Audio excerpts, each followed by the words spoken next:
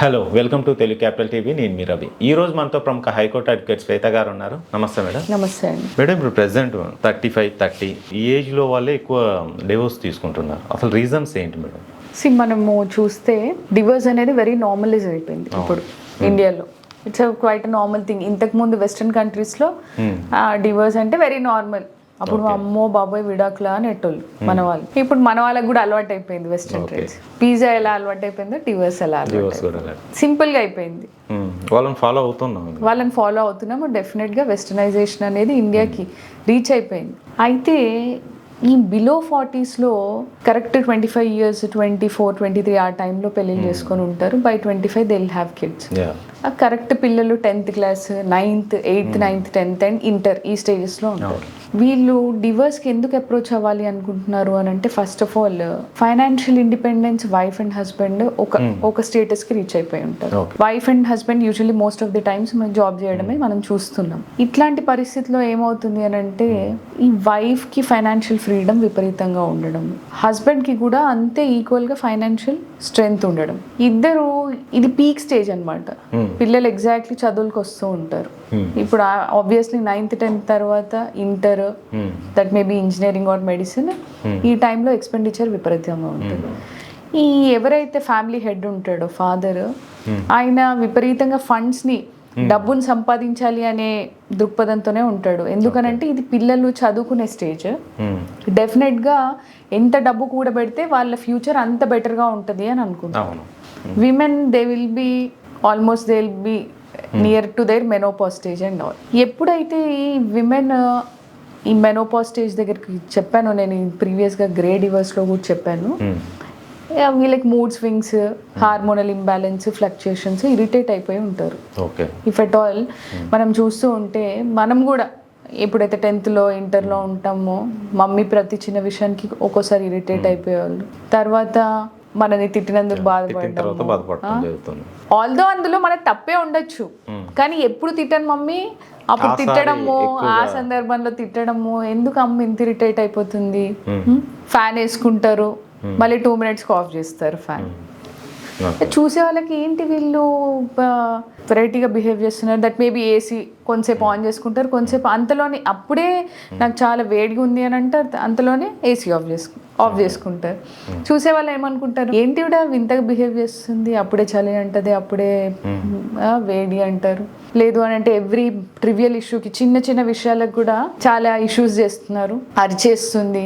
ఇంతకుముందు చాలా ఓపిక్గా ఉండేది కదా, అసలు ఎందుకు ఇట్లా బిహేవ్ చేస్తుంది అనేది వీళ్ళకి అర్థం కాదు. ఇరిటేట్ అయిపోతూ ఉంటారు. ఇంటికి వచ్చేసరికి ఆయనకు లేట్ అవుతుంది అనుకోండి, 7కి ఇంటికి రీచ్ అవుతున్నారు అనుకోండి. ద మినిట్ హీ రీచెస్, ఈమెకి ఏమేమి అనుకుంటుందో, ఏవేవి చెప్పాలనుకుంటుందో ఆయనకు చెప్పాలి అనుకుంటారు. ఇంటికి వచ్చిన తర్వాత ఆ గ్యాప్ కొంతసేపు ఆయనకు ఆ ఫ్రీడమ్ ఇచ్చేసి దాని తర్వాత కూర్చోబెట్టి కూడా మాట్లాడుకోవచ్చు. వీళ్ళు ఏంటి అని అంటే పొద్దు నుంచి వెయిట్ చేస్తూ ఉంటారు, విషయాలన్నీ చెప్పేయాలి. దట్ మేబీ పిల్లల గురించి అడ్వైజ్లే అయి ఉండొచ్చు, కంప్లైంట్సే అయి ఉండొచ్చు, ఇన్లాస్ గురించి అయి ఉండొచ్చు, వాళ్ళ ఫ్యామిలీ ఇష్యూసే అయి ఉండొచ్చు. అన్నీ అప్పుడే కక్కేయాలి, మొత్తం ఆల్ ఆఫ్ ఎ సడన్ చెప్పేయాలి అనుకుంటారు. ఇవి చాలా ఇళ్లలో జరుగుతూ ఉంటాయి. సో ఆయన ఏమనుకుంటాడు, ఇప్పుడే కదా ఆఫీస్ నుంచి నేను ఇంత పని చేసి వచ్చాను, I need some space for my self. At least నేను ఫ్రెష్ అయ్యి ఏదైనా తిని కూర్చున్న తర్వాత మాట్లాడుకుందాము అన్నట్టు ఉంటాడు. లేదు ఇప్పుడే మాట్లాడాలి అన్నట్టు ఆవిడ బిహేవ్ చేస్తూ ఉంటారు. గొడవ స్టార్ట్ అయిపోతుంది. అసలు నేను వచ్చిందే ఇప్పుడు ఇంటికి, ఇంత పని చేసేది నీకోసం, పిల్లల కోసమే. ఇప్పుడు 2 చేతులతోనే తింటాడు, 10 చేతులతో తినలేరు, ఒక చేతితో తింటాడు, 2 చేతులతో పని చేస్తాడు. నేను చేసేదే మీకోసం కదా, నువ్వు ఇంత చిన్న విషయాలకి ఎందుకు ఇంత సీన్ క్రియేట్ చేస్తున్నావు, వెయిట్ ఫర్ సమ్ టైమ్, నేను ఆబ్వియస్గా నీకు టైం ఇస్తాను అని అంటారు. లేదా ఆవిడని అప్పుడే చెప్పాలి అని అంటారు. ఎందుకంటే ఆవిడ ఆతృతలో ఆవిడ ఉంటారు, నేను అది మర్చిపోతానేమో, ఇది మర్చిపోతానేమో. స్మాల్ అండర్స్టాండింగ్ డిఫరెన్స్, అది కమ్యూనికేషన్ గ్యాప్ అయి ఉండొచ్చు. ఈవిడైనా ఆగి చెప్పొచ్చు, లేకపోతే సరేలే అని ఆయనైనా వినాలి తర్వాత అడిగి. డెఫినెట్గా ఇప్పుడు వర్క్ వెళ్ళొచ్చారు అనుకోండి, that may be men or women, ఇంటికి రాగానే దే నీడ్ సమ్ స్పేస్. వెంటనే ఏదో ఒకటి అంటే, ఇప్పుడే కదా నాన్న వచ్చాను అని మమ్మీ కూడా అదే అంటారు, నాన్న కూడా అదే అంటారు, ఇప్పుడే వచ్చాను కదా నాన్న మాట్లాడదాము అని అంటారు. రాగానే వినడానికి ఇష్టపడరు. రాదర్ మీరు చెప్పింది ఇప్పుడు లేడీస్ వినాలి, ఏదైనా ఇష్యూస్ ఆయన దగ్గర పెట్టాలి అనుకుంటే, ఫస్ట్ ఇంటికి రాగానే పిల్లలతో వాటర్ ఇప్పించి ఫస్ట్ ఎవరైనా పిల్లల్ని చూడగానే they'll calm down, okay, relax అవుతారు. ఆబ్వియస్గా స్పౌస్ని చూసిన దానికన్నా పిల్లల్ని చూస్తే కామ్ డౌన్ అవుతారు. దాని తర్వాత యూసఫ్ ఆవిడైనా ఆయనైనా ఇది బోత్ ఆర్ ఈక్వల్ బిఫోర్లో, ఓకే. ఏదైనా తిన్న తర్వాత they should be some time for them to discuss. వాళ్ళకి ఒక పర్సనల్ స్పేస్ ఉండాలి, వాళ్ళకి డిసిప్లిన్ అనేది లైఫ్లో ఉండాలి. ఈ 9 to 10 మధ్యలో, ఈ 8 to 9 మధ్యలో మనం ఇవన్నీ డిస్కస్ చేసుకోవాలి ఇంట్లో విషయాలన్నీ. బికాస్ రోబో లాగానే మనం పనిచేస్తున్నాం. పొద్దున వెళ్ళడం, రాత్రి రావడం, పిల్లలు ఏం చదువుకున్నారు వాళ్ళ ఇష్టం, వాళ్ళని ట్యూషన్ పంపించడం, ఓకే. వీళ్ళు అసలు మినిమం కమ్యూనికేషన్ కూడా ఉండదు. ఇప్పుడు కరోనాలో చాలా డివోర్స్లు అయినాయి. కరోనాలో వర్క్ ఫ్రమ్ హోమ్ పనిచేసి డివోర్స్లు బోల్డ్ అని అయినాయి.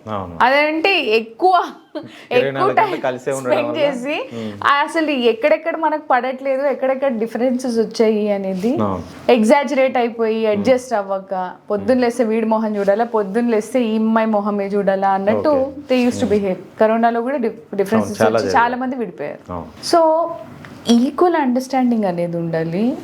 ఏదైతే హస్బెండ్ చెప్తాడో వాట్ ఈస్ దట్, నేను ఇప్పుడు మీకోసమే ఆన్ చేస్తున్నాను కదా, this is for our future అని, ఆ డబ్బు అవన్నీ పక్కన పెట్టు, ఐ నీడ్ సమ్ టైమ్ అని ఈవిడ అడుగుతూ ఉంటారు, ఓకే. నిజంగా అంత టైమే ఇచ్చుంటే మనం ఈ పొజిషన్లో ఉండేవాళ్ళం కాదు కదా అని అంటాడు ఆయన. ఇద్దరిలో ఈక్వల్గా మనకి కనిపిస్తూ ఉంటుంది. ఈవిడ చెప్పేది కూడా కరెక్టే కదా, ఏదో విషయం చెప్పాలనుకుంటే ఆయన చెప్పేది కూడా కరెక్టే అనిపిస్తుంది. ఈ ఒక్క స్టేజ్ దాటారు అని అంటే దే విల్ బి టుగెదర్. ఈ ఒక్క స్టేజ్లో తెగేదాకా లాగి నువ్వెంత అంటే నువ్వెంత అని, ఆ డబ్బు నాకు అవసరం లేదు, నా దగ్గర కూడా బోల్డ్ అంత డబ్బు ఉంది అని ఈవిడ అనడం. ఈ పరిస్థితికి ఇంత దారి తీస్తుందా మేడం? డెఫినెట్లీ. మా దగ్గరకు ఒక కేసు వచ్చింది మొన్న. ఆవిడకి 2 ఆడపిల్లలు, 2 మగపిల్లలు. ఓకే. ఆయన ఒక సాఫ్ట్వేర్ ఎంప్లాయీ. ఆయన లైఫ్ లాంగ్ చాలా లోవర్ స్టేజ్ నుంచి అసలు వాళ్ళ కమ్యూనిటీలో అంత చదువుకున్న వాళ్ళే లేరు. ఈవిడ కూడా ఆ 4 పిల్లల్ని బాగా చదివిపించడము, ఆ పిల్లలు క్లాస్ ఫస్ట్ రావడము అలా. కానీ ఈయనది ఒక ఎక్స్టెండెడ్ ఫ్యామిలీ, ఈయన టైం అంతా అక్కడ స్పెండ్ చేస్తూ ఉంటారు. ఈవిడకి అసలు టైమే ఇవ్వరు. ఈమె ఏమంటుంది అని అంటే, నాకు I need some time for నువ్వు నాకు టైం ఇవ్వాలి, నా కిడ్స్కి, నాకు వాళ్ళేనా నీకు లైఫ్ లాంగ్ జీవితం అంతా వాళ్ళనే చూసావు, ఇప్పుడు కూడా వాళ్ళనే పట్టుకొని వెళ్ళాడుతున్నావు, మమ్మల్ని ఎప్పుడు పట్టించుకుంటావు, మాకు కూడా ప్రయారిటీ ఇవ్వాలి కదా అని. ఆవిడ అడిగిన దాంట్లో అబ్సల్యూట్లీ తప్పులేదు, 100కి 100% ఇట్స్ ట్రూ. కానీ వెన్ ఇట్ కమ్స్ టు ఇప్పుడు ఆ అబ్బాయిలు అయితే సొసైటీలో వాళ్ళు ఆన్సర్ చేసుకోవాల్సిన క్వశ్చన్స్ కొన్ని ఉంటాయి. తల్లిదండ్రుల్ని సరిగ్గా చూసుకోవడము, ఫ్యామిలీతోని సరైన రిలేషన్స్ మెయింటైన్ చేయడం, ఇవన్నీ బోల్డ్ అని ఉంటాయి. ఇప్పుడు రోడ్ మీదకి వెళ్తాడు, ఊరికే వెళ్ళాడు అనుకోండి, ఏంట్రా మీ అమ్మ నాన్నని చూడట్లేదంట, ఏంట్రా మీ అక్క చెల్లెలు ఏ ఫంక్షన్కి పిలిచినా నువ్వు రావా, ఇలా మాట్లాడుతూ ఉంటారు. ఈవిడేం ఆన్సర్ చేయాల్సిన అవసరం లేదు, అప్పుడు ఆయన ఆన్సర్ చేయాలి. సో అట్లాంటి ఇష్యూస్ ఉంటాయి. ఇద్దరు ఈక్వల్ అండర్స్టాండింగ్తో వెళ్తే అసలు ఈ డిఫరెన్సెసే రావు. మైన్యూట్ ఇష్యూస్ ఇవన్నీ కూర్చొని సాల్వ్ చేసుకుంటే అయిపోయేవి. అట్లీస్ట్ మీతో సాల్వ్ అవ్వట్లేదు అంటే కౌన్సిలింగ్ తీసుకోవడము, సైకియాట్రిస్ట్ దగ్గరికి వెళ్ళడం, ఫ్యామిలీ కౌన్సిలర్స్ ఉంటారు, అడ్వకేట్స్ని రీచ్ అవ్వరు.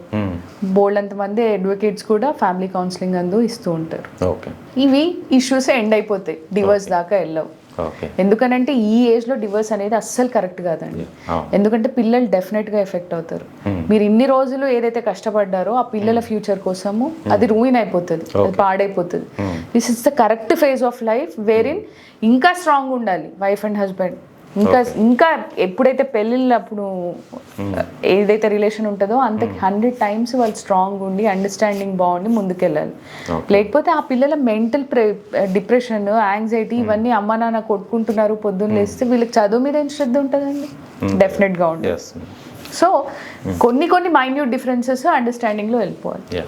Okay madam, thank you so much. అంటే మీ అనుభవాలు చాలా కేసెస్ చూసుంటారు, అనుభవాలతో చెప్పారు. Thank you so much. Thank you.